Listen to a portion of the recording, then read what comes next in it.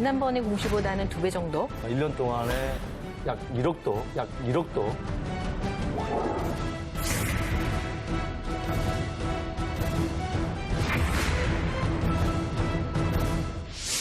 은평구 뉴타운 지구에 사는 50대 주부입니다. 현재 저희 집은 지은 지 35년 된 상가주택인데요. 1층에는 문구점이랑 슈퍼가 있고 2층, 3층은 저희가 직접 고시원을 운영 중입니다. 그런데 건물이 너무 낡아서 그런지 6개월 전부터는 고시원의 공실이 계속 늘고 있는 상황이에요. 자식들은 팔아서 편한 아파트로 이사가라고 하는데 우리 두 부부 노후에 쓸 생활비를 고민하면 이사가 방법인지 잘 모르겠습니다. 집을 새로 짓자니 번거롭기도 하고 처음이라 겁도 나고요. 도대체 어떻게 하는 것이 정답일까요? 네, 부동산 따라잡기 위켄드 2부 그 문을 열겠습니다. 오늘 2부는 은평구 뉴타운 지구에 사는 50대 주부의 사연으로 출발을 해봤는데요. 아마 은평구 뉴타운 하면은 부동산에 관심 있는 분들은 대부분 어느 지역이다 아실 겁니다. 뉴타운 지구로 선정이 되면서 지역개발 호재가 있었기 때문에 집값이 요동치고 있는 동네이기도 한데요. 그래서 이 아주머니의, 이 어머님의 고민을 한번 해결을 해보겠습니다. 오늘 제 옆에는 이 문제를 속 시원하게 해결해 주실 두 분의 전문가님이 함께하고 계십니다. 조진희 본부장님과 장용석 대표께서 함께하고 계십니다. 안녕하세요. 반갑습니다. 네, 안녕하세요. 네, 반갑습니다. 오늘 두 분의 어깨가 무겁습니다. 네. 어떻게 해결책을 주실지 궁금한데요. 그리고 또 저희 스튜디오에는 사례자와 비슷한 고민을 갖고 계신 5분의 일반 패널들께서 함께하고 계십니다. 안녕하세요. 반갑습니다. 안녕하세요. 네, 고맙습니다. 이렇게 또 방송국까지 직접 찾아와 주셨습니다. 고맙습니다. 마지막에 이 5분의 일반 패널 여러분들께서 두 분이 주시는 해법에 대해서 나는 이 방법이 좋겠다. 함께 잘 들어주시고 어떤 방법이 더 괜찮겠다. 본인의 의견을 내주시면 되겠습니다. 자, 그럼 먼저 오늘 사례자의 사연을 한 번 더 제가 정리를 해드리겠습니다. 준비를 해놨는데요. 함께 보시겠습니다. 은평구 뉴타운 지구 근처에 35년 된 상가주택 투자 방법 어떻게 투자를 하면 좋겠나라는 고민입니다. 지금 시세가요 6억 4천만 원이고요. 현재 지금 1층에는 슈퍼와 문구점 보증금 1,000만 원에 월 100만 원의 월세가 나가 있고요. 그리고 2, 3층은 고시원인데요. 월 150만 원에 나가 있어서 임대 수익이 월 250만 원 정도 나고 있습니다. 4층에는 주인 부부가 현재 거주를 하고 계십니다. 그래서 임대 수익은 월 250만 원 정도였는데 지금 6개월 전부터 고시원은 공실이다. 이런 사연입니다. 그러면 과연 이 상가주택을 어떻게 투자를 해야 잘 투자할 수 있을지 두 분의 전문가께 직접 좀 여쭤보도록 하겠습니다. 간단하게 먼저 조진희 본부장께서는 어떻게 하는 게 좋다라고 생각이 되세요? 일단 저는 그 상가주택이라는 매력을 살려서 네. 리모델링을 하는 걸 좀 권유를 해드리고 싶어요. 리모델링을 하면 그러면 월 수익이 어느 정도로 그래도 높을까요? 지난번에 공시보다는 2배 정도. 예, 지금 현재 예상 수익률은 2배 정도 나오지 않을까 싶은데요. 네, 월 450에서 한 500 정도. 네. 네. 그것도 솔깃한데요. 장용석 대표께서는 어떤 해법을 갖고 계십니까? 거주와 투자를 분리해야 됩니다. 사는 것은 아파트에 살고 네. 투자해서 돈 벌 수 있는. 이 정도면 충분히 제가 볼 때는 투자만 잘만 한다고 한다면 1년 동안에 약 1억도, 이 정도 6억 4천이면 1억도 벌 수 있는 그런 투자 방법이 있습니다. 네. 저만 놀란 게 아니라 패널 여러분들께서도 깜짝 놀라셔야 돼요. 전부 다 1년에 1억? 이렇게 말씀을 해주셨는데요.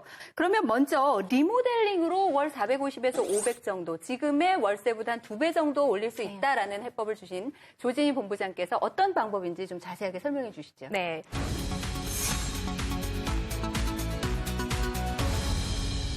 일단은 저희가 그 오해하고 있는 것 중에 하나가 이제 리모델링이라고 한다면 돈도 많이 들어갈 거고 또 이게 잘 될지 안 될지 걱정들이 많은데 리모델링의 기준이 또 여러 가지가 있습니다. 근데 이렇게 이제 낡은 상가주택 같은 경우는 옛날 건물들이기 때문에 이제 창호가 너무 낡았고 화장실 이런 것들이 낡았기 때문에 그런 거에 대한 수선 정도라고 생각하시면 되거든요. 그래서 네.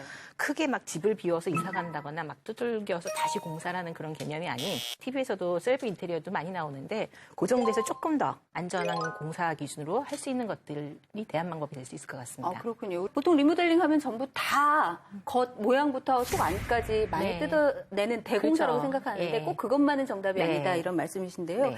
실제로 그런 예들이 많이 있죠. 네, 그러니까 제가 실제 공사를 했던 사례 중에 하나를 한번 사진으로 보여드리면서 네네. 한번 설명드려볼까요? 네. 요즘은 그 재생 인테리어라고 해가지고도 이제 얘기들이 많이 나오고 특히 요즘 뭐 경리단길이라든가 아니면 망원동길이라든가 이런 그 카페 거리가 조성되는 것들이 대부분 옛날에 낡은 주택들을 새로 이제 리모델링하는 사례들이 많습니다. 근데 2013년도 좀 오래전이었는데 비어져 있던 공실 건물이랑 땅 가격만 이른바 한 15평 정도 되는 협소한 땅이라서 2억 7천 정도 거래가 되는 땅이었습니다. 근데 대부분 사람들이 올려가면 뭔가를 먹을 수 있는 그런 외식업이 들어와야 되기 때문에 그 컨셉을 잡아서 이제 카페로 다 개조를 했던 사례들입니다. 네. 그럼 이게 지금 네. 리모델링 전이고 네. 옆에 것이 리모델링 후네요. 그렇죠. 리모델링 전후입니다. 어떤 느낌이 드세요? 지금 엄재원님? 전 그림을 안 보면은 같은 집이라고는 모를 것 같아요. 그렇죠. 그만큼 확 많이 바뀌었네요. 근데 네. 저거는 지금 사람이 안 사는 데니까 네. 가능한데 아까처럼 이렇게 부부가 살고 계시면은 비교가 될까요? 그게? 네. 그 보시면 요 빨간 벽돌 그대로 있죠. 그러니까 큰 기본 골조라든가 나머지들은 건드리지 않고 우리가 이제 용어로 할 때는 이제 페인트를 칠한다, 도장 작업을 한다, 그리고 이제 벽돌을 쌓는다고 해서 조적을 쌓는다고 표현을 하는데 그 두 가지의 기법과 창호를 바꾸는 정도. 그래서 전체 공사비는 5천만 원 정도 실 비용이 들어갔습니다. 그래서 큰 골조를 바꾸고 그 안에 H빔이라는 큰 골조를 세울 때가 비용이 많이 들어가고 그 내장재 부분의 마감을 바꾸는 정도 수준에서 그리고 외벽의 안전장치, 지지대 같은 것들을 이제 조적을 쌓거나 보강제를 하는 것 정도는 큰 비용이 들어가지 않고 디자인적으로 충분히 풀 수 있다는 거죠. 그러면 시세가 어느 정도 오른 건가요? 네, 350만 원 정도의 월세를 받는 걸로 바뀌었습니다. 그렇게 네. 되면서 거의 6개월 사이에 좀 지역의 명소까지 되다 보니까 거의 1억 가까이가 상승돼서 네, 거래가 됐던 사례입니다. 아니 이런 거 있으면 저것 좀 하나 해주시죠. 네, 언제든지 해드리겠습니다. 저도 네. 열심히 찾아다니는데 요즘 너무 땅값들이 올라가지고 저희도 열심히 찾아다니는데 요즘 구하기가 참 힘들더라고요. 네. 아니, 리모델링 하는 것도 정말 방법이네요. 네. 이윤우 씨는 듣고 어떠셨어요? 한 가지 걱정되는 건 저도 네. 어렸을 때 그 오래된 집에서 어른들하고 산 기억이 있는데 네. 그 내구성과 관련해서 네. 그러한 비용이 걱정이 되네요, 개인적으로. 네, 그렇죠. 그래서 네. 저희가 기본 골조라든가 그 지지대라든가 힘을 지탱하는 것들이 있어요. 안전 진단을 저희가 먼저 진행을 합니다. 그래서 그 안전 부분을 건드리지 않은 상태에서 좀 그 보수를 해야 되는 것들을 마감을 하고 가는 그런 정도 수준으로 생각을 해주시면 될 것 같아요. 그래서 세간 들어 다 뜯어내는 건 아니라는 거죠. 예, 아, 예. 그렇군요. 네. 굉장히 중요한 건 타이밍을 잘 보자. 세금 내고도 이 정도 수익이면 괜찮은 거 아닙니까? 그렇죠.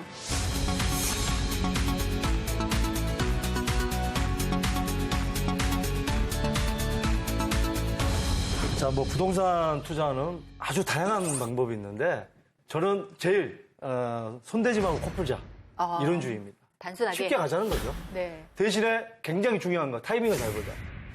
1년 반 전에 영등포의 다세대 주택 3룸입니다. 전용이 뭐 17평, 18평 3룸인데 자, 요게 그때 당시에 1억 9,900만 원의 부장을 받았습니다.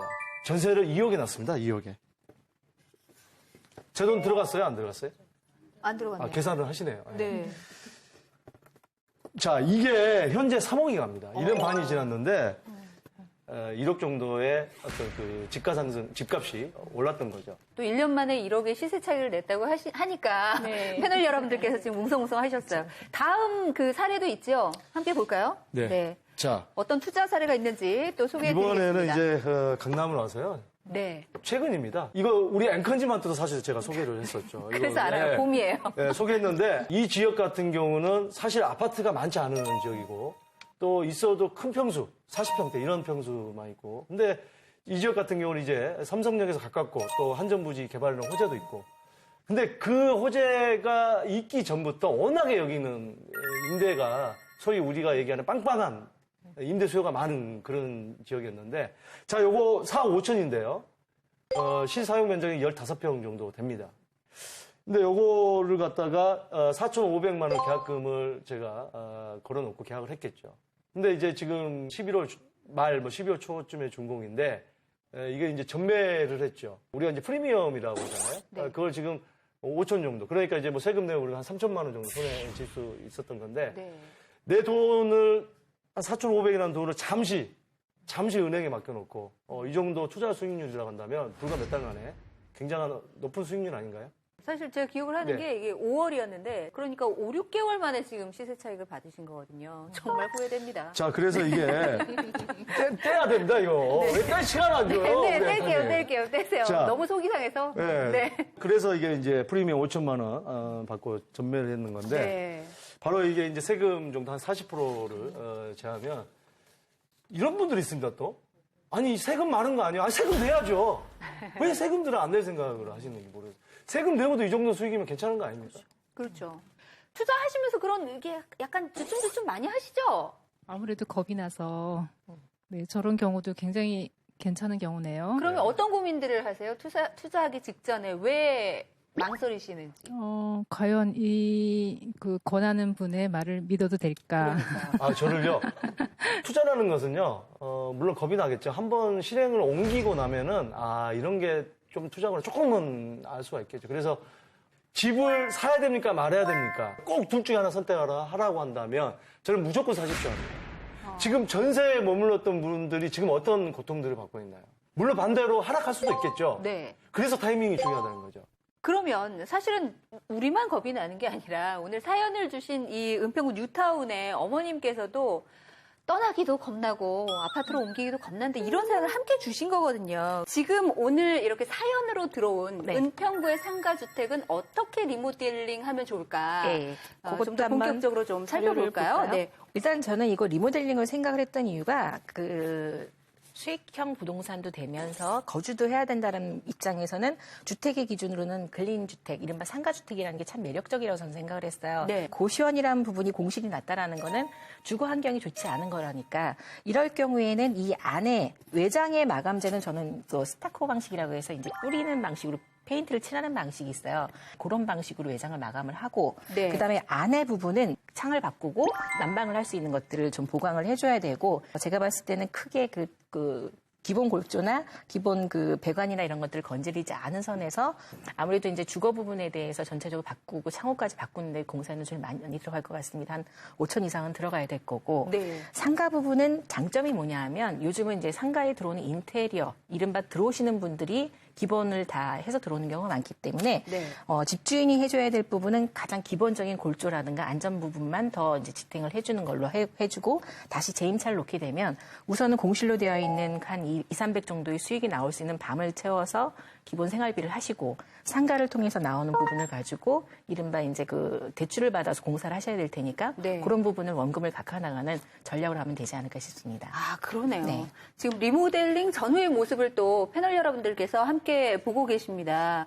궁금한 점 없으세요? 사실, 네. 혹시 리모델링을 하게 되면 기간이 얼마나 걸리는지 궁금합니다. 이제 대수선이라고 하는 건 거의 신축과 같은데요. 시청자의 입장에서 봤을 때 어떤 내부적인 인테리어 정도의 수준에 작게는 한 달 반에서 길게는 3개월 정도 걸립니다. 근데 상가라는 부분은 좀 짧게 걸리는 부분이 있어요. 그리고 이런 경우에는 이제 위에 옥탑에 거주를 하고 계시는데 집주인은 맨 마지막에 공사를 들어가셔야 되겠죠. 나머지 상가 부분이나 지금 현재 공실로 나와 있다니까 고시원 부분에 대한 공사부터 진행을 하는 게 맞겠습니다.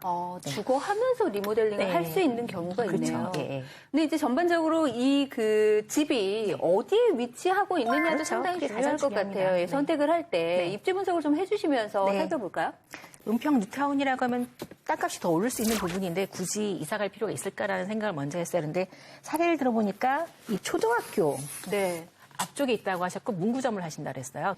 그런 면에서 연신내 여기서도 가깝고 그다음에 연신내 상권이 워낙에 훌륭한 상권인데다가 초등학교 앞에 있다 보니까 그런 이제 안정적으로 월세를 받을 수 있는 슈퍼라든가 문구점이 잘 되고 있으니까 네. 그거를 이제 현실 가격을 올려서 재임차할 수 있게끔 수리 보수한다라고 생각을 하면 될 거라 생각이 들었습니다. 수익이 어느 정도 발생할지는 지금 미리 얘기를 해 주셨습니다만 네네. 좀 더 자세하게 얘기를 해 주시죠. 네. 네. 우선은 기본적으로 제가 이제 제시해주고 싶은 거는 9개 고시원 룸이 있습니다. 이른바 방들이 있어요. 이게 이제 원룸하고는 좀 다릅니다. 취사를 하는 것이 아니라 이제 하숙방에 내 방 중에 화장실이나 그런 시설 정도가 보관되어 있는 거라 보시면 되는데 비싼 재료들이 필요 없는 단계고요.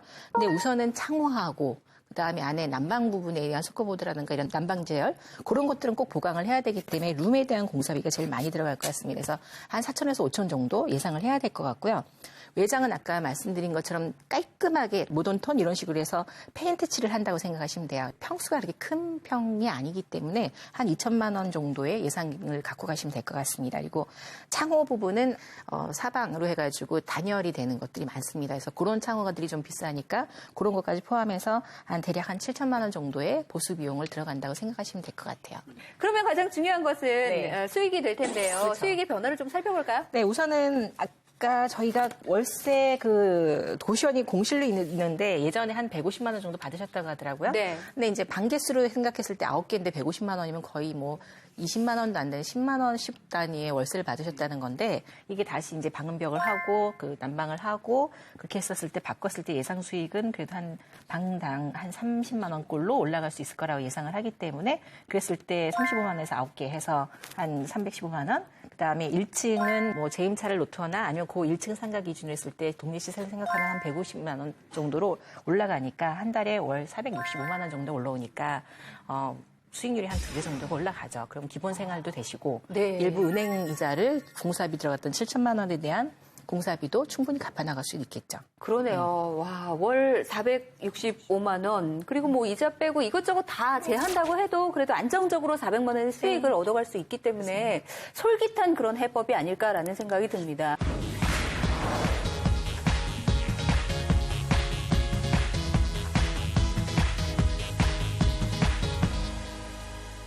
오늘 그 은평구 뉴타운 지구에 사시는 50대 아주머니의 사연을 해법을 찾고 있는데 사연에 대해서 해법을 찾고 있는데 이번에는 장용석 대표님께서 제시하는 해법을 좀 들어볼까 합니다. 자, 이 은평구에 사시는 이 사례자분께서는 6개월 전부터 고민을 하셨다고 봤는데 고민을 하시지 않고 바로 매도를 하시고 그 매도 금액이 6억 4천이라고 하셨죠. 네. 자, 이게 6억 4천인데 이 자녀분들이 무조건 매도를 하시고 아파트로 가셔라. 그러면 자, 주변에 있는 이 아파트 같은 경우 뭐 예를 들자면 은평구니까 녹본동의 현대이차 아파트 33평형 같은 경우가 그 당시에 6개월 전이면 3억 8천 정도 플러스 마이너스 알파 정도 했던 그런 시세고 또 불광동의 현대 히스테이트 1차 거기 같은 경우 25평형을 가셨다고 한다면 시세가 이제 이 정도 되는 건데 네. 예.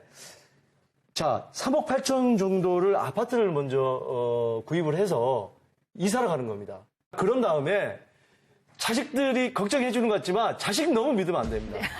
본인이 투자를 해야 돼요. 자식 너무 믿다가 노후에 정말 힘들어지신 분들 많거든요. 그렇죠. 네. 자, 그래서 그런 분들을 위해서 저는 임대용 주택 2채를 구입하라는 말씀 드리고 싶습니다. 야, 그러면은 남은 돈 2억 6천만 원 가지고 2채를 어떻게 구입하냐.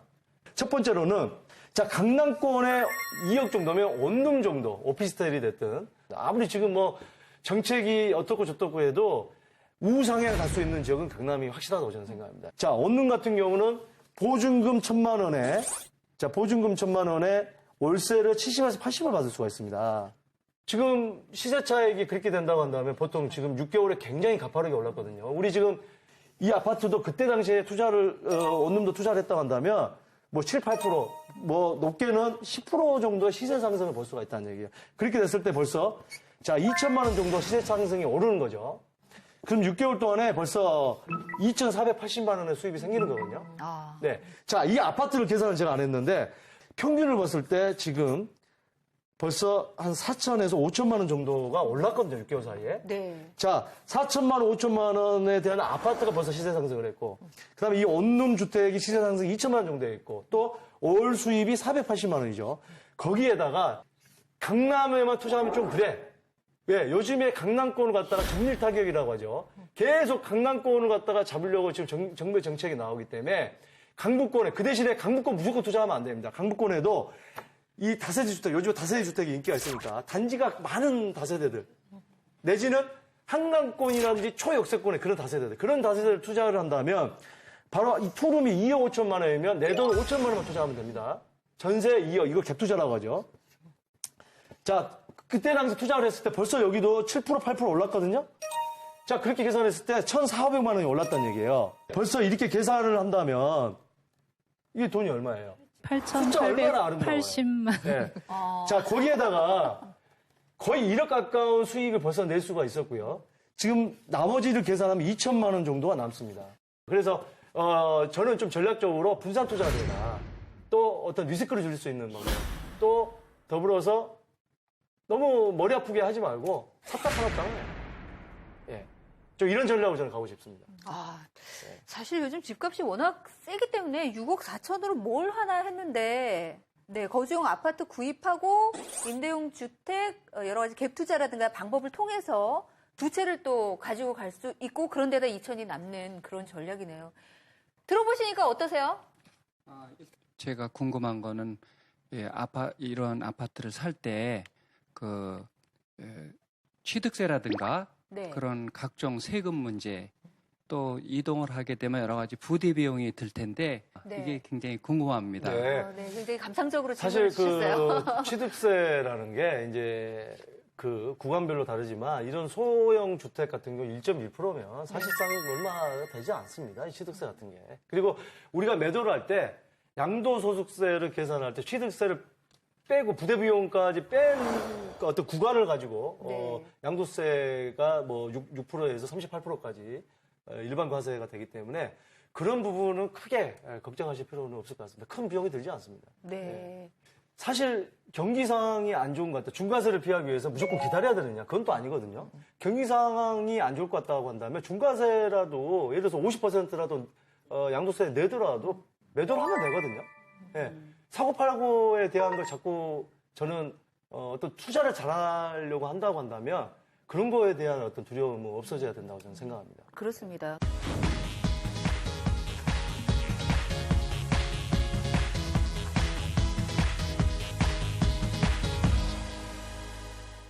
장용석 대표님과 조재희 본부장님의 얼굴이 그려져 있는 판례를 드렸거든요. 어느 쪽의 재테크 방법이 좋다. 본인의 생각을 들어주시면 되겠습니다. 자, 그러면 마음의 준비가 되셨나요? 네. 자, 그럼 하나, 둘, 셋에 함께 들어주시기 바랍니다. 하나, 둘, 셋! 들어주세요. 네. 네, 지금 장용석 대표님, 그리고 조진희 본부장님, 세 표입니다. 네, 조진희 본부장님 승! 아유, 너무 네. 좋은데 이거 어떡하죠? 큰일이네. 저는 사실 그 토크할 때 두 분 있잖아요. 두 분만 굉장히 마음에 들었어요. 계속 이쪽 보고. 맞아, 대표님이 너무 집중적으로 알려주신 것 같아. 네. 마이크 들고. 네. 네. 아니, 장용석 대표의 해답이 더 낫다라고 생각하신 이유가 있으세요? 사실 제 입장이었으면은 조진희 전문가님이 진행하시는 네. 부분이 더 맞았을 거라고 생각하는데 지금 50대 거주하고 계시고 자녀분들도 반대하고 있는 입장인데 도움을 거의 받지 못하면서 리모델링을 한다는 부분이 굉장히 어려울 거라고 생각을 했고요. 또 1억이라는 금액 부분도 훨씬 메리트가 있었고요. 그래서 저는 장 대표님을 이제 초이스했습니다. 정말 논리적으로 생각 많이 하신 것 같아요. 그러면 옆에 또 장용석 대표의 해법을 선택하신 우리 패널 분은 어떠십니까? 저도 이제 옆에 계신 분처럼 이제 이 부모님들이 리모델링 과정을 아무리 간단하게 뭐 한 층씩 하고 뭐 이런다 하더라도 사실 쉽지 않은 부분일 것 같아요. 그 다음에는 이제 그거를 대신할 수 있을 만큼의 수익이 또 나오는 대안을 주셨기 때문에 충분히 편하게 거주를 하시면서 이제 수익을 얻으실 수 있는 방법이 좀 더 낫지 않을까 싶어서 이제 이렇게 선택을 하였습니다. 네. 예. 이 정도로 이렇게 왜 선택했는지 말씀을 잘해주시면 위로가 좀 되실 것 같은데요? 아니, 참 말씀 잘하시고 그러니까요. 논리적이시잖아요. 네. 알겠습니다. 그러면 조진희 본부장님을 선택하신 세 분의 얘기를 좀 들어볼까요? 리모델링이 힘든 부분은 많이 있는 것도 아는데요. 일단은 땅을 35년 살았던 그 땅을 버리고 간다는 거는 거기 추억도 많이 담겨 있고 지금은 자녀들이 반대하지만 자녀들이 나중에 대대손손 수익이 더 남을 것 같아요. 제 생각에는. 어떻습니까? 마지막으로 조진희 본부장님의 해법을 선택하셨어요. 네, 우선 저 개인적으로는 거기서 은평구에서 한 10년 정도 살았습니다. 그러셨군요. 그래서 그 지역에 대한 익숙함, 그리고 개인적으로는 또 그 리모델링을 과정을 통해서 그 집을 짓고자 하는 그 과정의 그런 체험이라 그럴까? 그런 단계적인 그런 애착을 갖고 있기 때문에 그 리모델링 쪽으로 손을 들었습니다. 알겠습니다. 자, 그러면 마무리하는 의미에서 네. 사실 이 비단 그 의병 뉴타운 지구의 지역에 그 상가주택 외에도 상가주택을 두고 오래된 상가주택을 두고 고민하시는 분들이 많이 계실 겁니다. 조진희 본부장님께서 조언 한 말씀만 부탁드리죠. 그 작은 평수를 갖고 있는 대지를 가지고 도대체 어떻게 솔루션을 주느냐. 그러니까 뭐 오늘 사례는 제가 이렇게 얘기를 해줬지만 협소주택이라고 해서 이른바 재개발이 진행이 되다가 해지된 지역들 중심으로 해서 서울시라든가 경기도권에서는 협소주택을 지을 수 있는 그런 것들이 규제가 풀리고 있습니다. 이른바 주차장 면적을 좀 완화시켜준다거나 하는 것들이 있어서 협소주택도 하나의 대안이 되지 않을까 싶어요. 그래서 그런 부분들도 나중에 계속 다뤄주면 좋지 않을까 싶습니다. 그 예전에는 이제 협소주택을 지을 수 있는 이런 작은 대지들이 사실은 이렇게 그 외면받았죠. 근데 요즘에는 여러 가지 그 어떤 주거의 대안으로 떠오르고 있는데 뭐 제가 말씀드렸던 뭐 아파트라든지 다세대 주택이라든지 뭐 오피스텔이라든지 어떤 부동산의 어떤 상품이든 간에 제일 중요한 것은 본인에 맞는 어떤 그 보유라든지 투자를 하는 게 가장 중요하다. 좀 이런 말씀을 좀 드리고 싶습니다. 네, 고맙습니다. 오래된 상가형 주택을 갖고 계신 분들, 보유하고 계신 분들 고민을 좀 하고 계실 텐데요. 오늘의 이야기들이 또 좋은 재테크 방법으로 함께 전달이 돼서 좋은 방법으로 재테크를 할 수 있는 그런 계기가 됐으면 하는 바람입니다. 오늘 두 분의 전문가와 그리고 5분의 패널 여러분과 함께했습니다. 감사드리겠습니다. 고맙습니다. 네, 고맙습니다. 감사합니다. 네. 그리고 저희가 여러 가지 방법 제시를 해드렸는데요. 방송 보시다가 궁금한 점 있으신 분은 02-3444국에 5008번으로 연락 주시면 자세하게 상담드리도록 하겠습니다. 함께해 주신 여러분 진심으로 감사드리면서 다음 주에 다시 찾아뵙겠습니다. 고맙습니다.